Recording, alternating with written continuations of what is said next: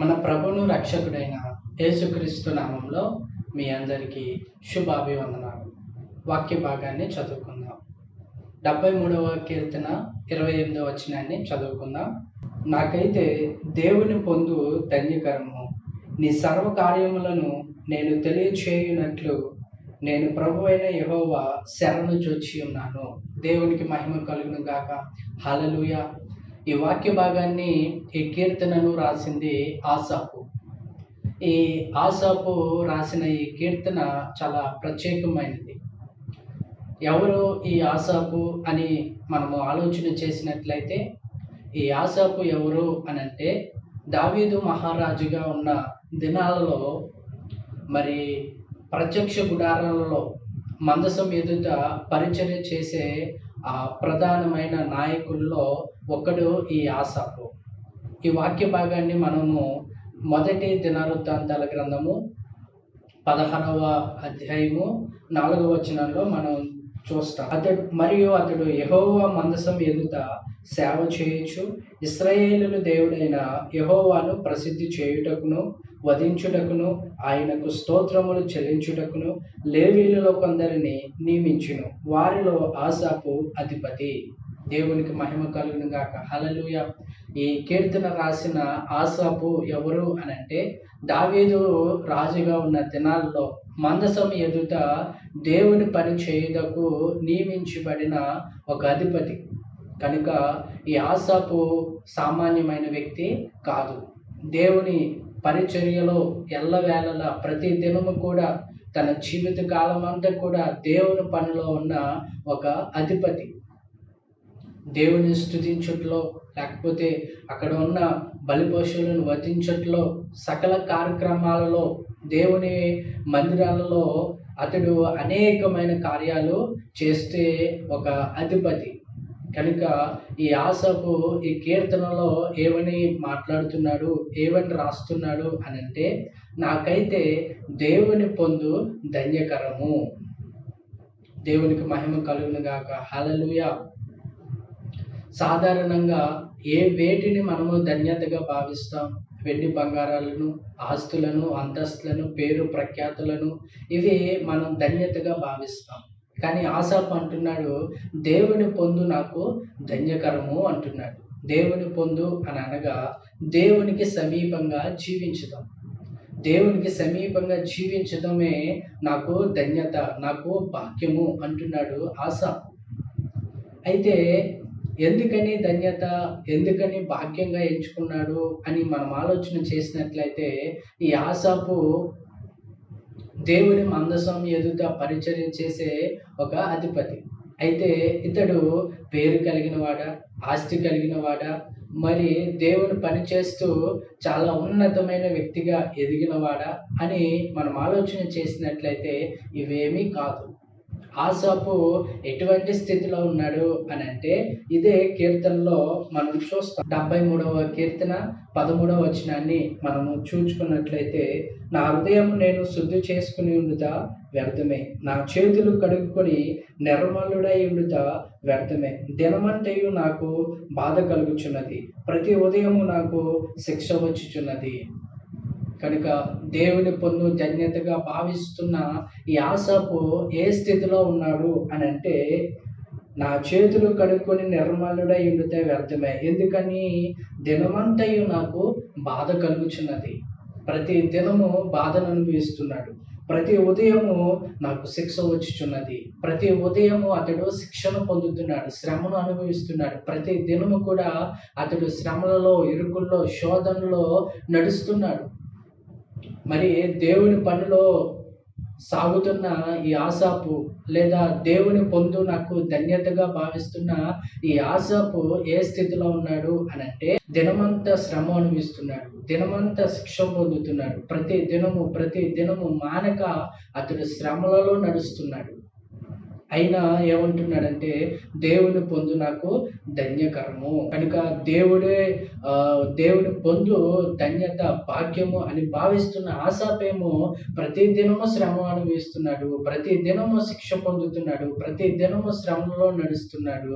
అయితే భక్తిహీనులు చాలా క్షేమంగా ఉన్నారంట. ఇదే కీర్తనలో 73వ కీర్తన 3వ వచనాన్ని మనం చూసుకున్నట్లయితే, భక్తిహీనుల క్షేమము నా కంట పడినప్పుడు గర్వించును వారిని బట్టి నేను మత్సరపడితిని. మరణమందు వారికి యాతనలు లేవు, వారు పుష్టిగా ఉన్నారు. ఇతరులకు కలుగు ఇబ్బందులు వారికి కలుగవు. ఇతరులకు పుట్టినట్లు వారికి తెగులు పుట్టదు. కావున గర్వము కంఠహారము వలె వారిని చుట్టుకొనిచున్నది. దేవునికి మహిమ కలుగును గాక. హల్లెలూయా. దేవుని పొందు ధన్యతగా భావిస్తున్న ఆసాపేమో ప్రతిదినము శ్రమ అనుభవిస్తున్నాడు. అయితే భక్తిహీనులేమో చాలా క్షేమంగా ఉన్నారంట. భక్తిహీనులు మరణమందు వారికి యాతనలు లేవంట. వారు పుష్టిగా ఉన్నారు. ఇతరులకు కలిగే ఇబ్బందులు ఏవి కూడా వారికి లేవు. వారు ధనవృద్ధి చేసుకుంటున్నారంట. అలాగే వారి గర్వము కంఠహారము వలె వారు ధరించుకుని ఉన్నారు. వారు గర్వంగా మాట్లాడుతారు. ఆకాశము తట్టు వారి ముఖం ఎత్తుదురు. వారి నాలుక భూసంచారం చేయును. వారి జనము వారి పక్షమున చేరును. వారి జలపానం సమృద్ధిగా చేయుదురు. కనుక మరణమందు వారికి యాతనలు లేవు. భక్తిహీనులు అనగా భక్తిని నటించేవారు, లేకపోతే దేవుని మాటను విని అలాగున చేయని వారు, దేవుని మాటను నిర్లక్ష్యపరిచేవారు, భక్తి వేషంలో ఉన్నవారు, వేషధారణ జీవితాన్ని జీవిస్తున్నవారు, ఒక పక్క లోకము, ఒక పక్క దేవుడు, ఈ రెండు మిళితం చేసి భక్తిని కొనసాగించేవారు. వీళ్ళందరూ భక్తిహీనులు, పేరుకు మాత్రమే క్రైస్తవులు. కనుక వీళ్ళందరూ కూడా భక్తిహీనులు. అయితే వీరు చాలా ఆనందంగా ఉన్నారు. వారు చాలా క్షేమంగా ఉన్నారు. వారు పుష్టిగా ఉన్నారు. ధనవృద్ధి చేసుకుంటున్నారు. వారికి ఏ యాతనలు లేవు, ఏ శ్రమలు లేవు, ఏ ఇబ్బందులు లేవు. వారు చాలా నిశ్చింతగా ఉన్నారు.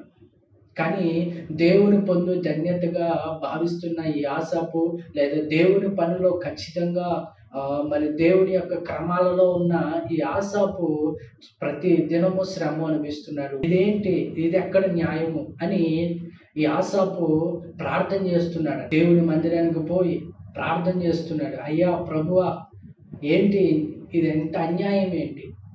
నేనేమో నీతి కలిగి, దేవుని యందు భయభక్తులు కలిగి, నీ పరిచర్యలలో ప్రతి దినము నేను ఉంటూ, నా జీవిత కాలం అంతా మందసం ఎదుట నేను పనిచేస్తూ, నేను, నా కుమారులు, నా కుటుంబము అంతా కూడా దేవుని పనిలో ఉంటూ, దేవుని పొందు మాకు ధన్యతగా భావిస్తున్న మాకేమో శ్రమలు వస్తున్నాయి. ప్రతి దినము మేము శిక్ష పొందుతున్నాము.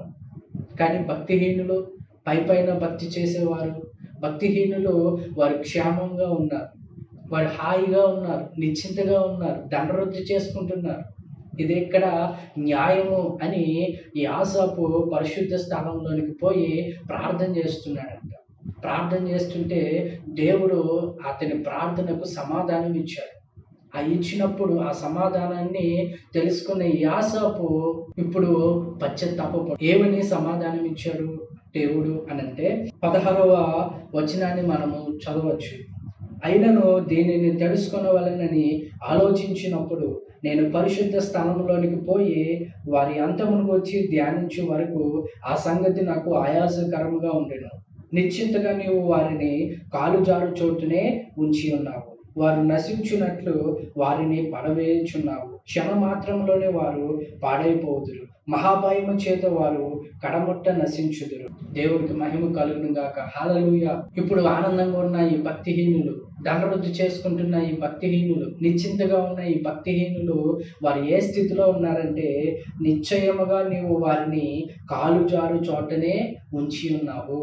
వారంతా ఎక్కడ ఉన్నారంటే కాలు జారే చోటన ఉన్నారు. ఒక అడుగు ముందుకేస్తే వారి అంతము పాతాళంలో పడిపోతారు, నాశనంలో పడిపోతారు. ఆ చోటున ఉండి వాళ్ళు ఆనందిస్తున్నారు. ఆ చోట నుండి వాళ్ళు ధనవృద్ధి చేసుకుని నిశ్చింతగా కలిగి హాయిగా సమృద్ధిగా వాళ్ళు ఉన్నారు. అలాగే క్షణం మాత్రంలోనే వారు పాడైపోదురు. మహాభయము చేత వారు కడముట్ట నశించుదురు. ప్రస్తుతం భక్తిహీనులకి బాగానే ఉంటుంది. ప్రస్తుతం ఈ భక్తిని నటించే వారికి చాలా నిశ్చింతగా, చాలా హాయిగా, ఆనందంగా, నెమ్మదిగా, పుష్టిగా ఉంటారు. కానీ వాళ్ళు క్షణం మాత్రంలోనే నశించిపోతారు. వారి సమయం రాగానే వారు క్షణం మాత్రంలోనే నశించిపోతారు. వాళ్ళు కాలు జారి చోటనే వాళ్ళు ఉన్నారు. అక్కడే వాళ్ళు ఆనందిస్తున్నారు. అక్కడే వాళ్ళు సుఖిస్తున్నారు. అక్కడే వాళ్ళు ధనవృద్ధి చేసుకుంటున్నారు.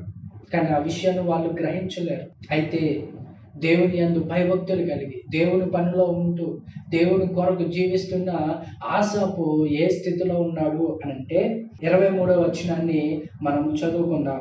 అయినను నేను ఎల్లప్పుడూ నీ యొద్దనున్నాను, నా కుడి చేయి నీవు పట్టుకొని ఉన్నావు. నీ ఆలోచన చేత నన్ను నడిపించదువు, తరువాత మహిమలో నీవు నన్ను చేర్చుకొందువు. ఆసాపు ఏ స్థితిలో ఉన్నాడు? ప్రస్తుతం శ్రమల మధ్య ఉన్నా, ప్రస్తుతం నిందల మధ్య ఉన్నా, ప్రస్తుతం భవిష్యత్తు అగమ్య గోచరుగా ఉన్నా అతడు ఏ స్థితిలో ఉన్నాడంటే, అయినను నేను ఎల్లప్పుడూ నీ యొద్దనే ఉన్నాను.